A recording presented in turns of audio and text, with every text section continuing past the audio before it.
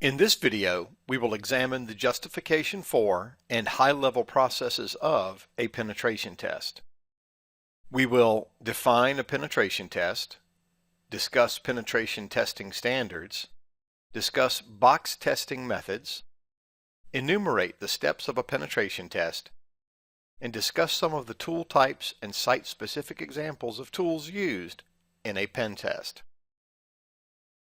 A penetration test, or pen test, is a simulated attack representing both internal and external threats performed on a live network.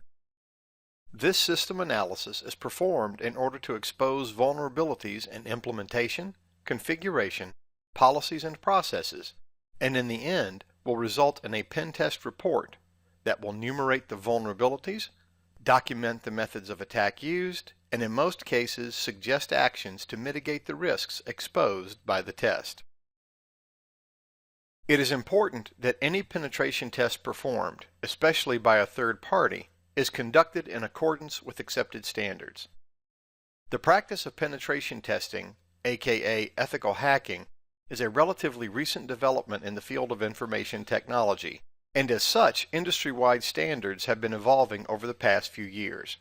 But there are some well-recognized standards to define the activities, breadth, and deliverables of a penetration test. The National Institute of Standards and Technology publishes the 800 series at nist.gov. The 800 series is a collection of documents dedicated to information technology security. SP 800-115, the Technical Guide to Information Security Testing and Assessment, provides a framework from which to structure a penetration test. It defines areas to be tested, types of tests to be performed, and what information should be gleaned from this testing. The Open Source Security Testing Methodology Manual, OSSTMM, is published by the Institute for Security and Open Methodologies, ISOCOM. Just like the NIST publication, it provides a framework and standards for a pen test. ISOCOM is a nonprofit security research organization based in Barcelona, Spain. The most important thing about testing standards is not which one you use. The most important thing about testing standards is that you use one. When conducting a penetration test, there are three basic classifications of tests. First is black box. In a black box test, you as the tester know absolutely nothing about the target. The purpose of this test is to determine what information can be discovered and what damage can be done by a pure outsider. This type of test is infrequently performed for two reasons. First, it is the most expensive type of test. A great majority of the time invested in this type of test will be expended on the discovery or reconnaissance phase. Secondly, it is going to be less comprehensive, and that the only vulnerabilities that will be tested are the ones that were discovered. So if a condition or implementation was not discovered, it will not be tested. The vulnerability is still there and still needs addressed, but it was undiscovered. Second is the gray box. In a gray box test, the tester has as much access and information as a typical employee. This gives the client some idea of how vulnerable they are to attack from within. It is a way of not just testing the systems, but policies and permissions that should safeguard the network. And thirdly, there is the white box test.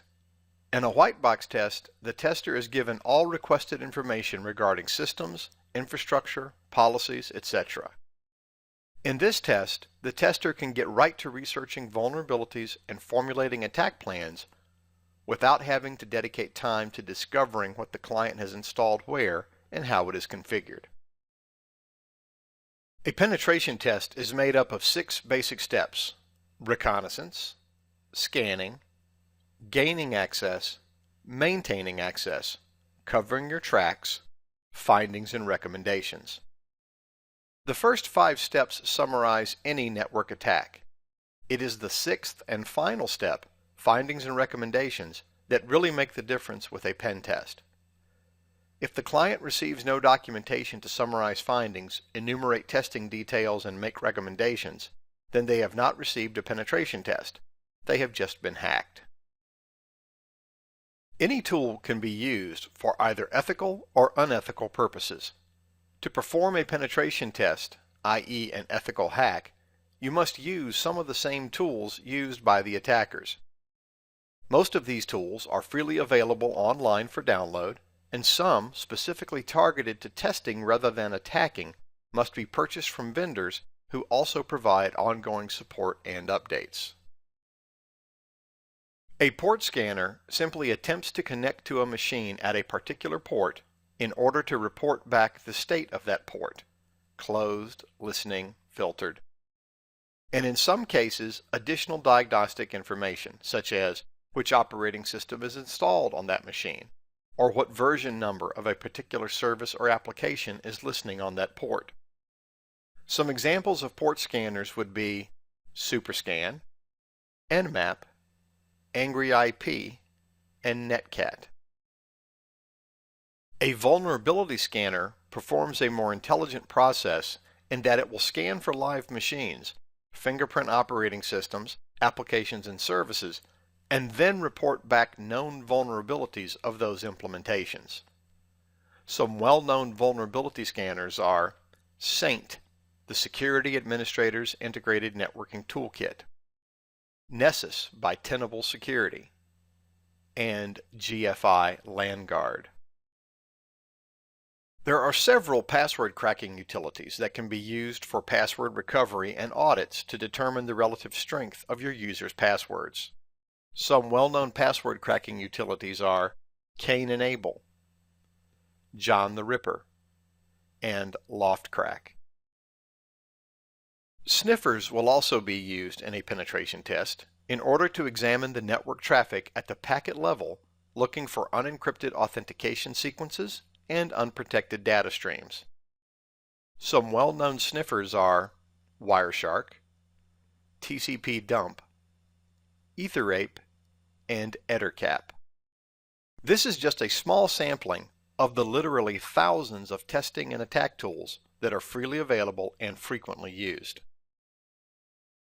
In this video, we examined the justification for and high-level processes of a penetration test. We defined a penetration test, discussed penetration testing standards, discussed box testing methodologies, enumerated the steps of a penetration test, and discussed some of the tool types and cited specific examples of tools used in a penetration test.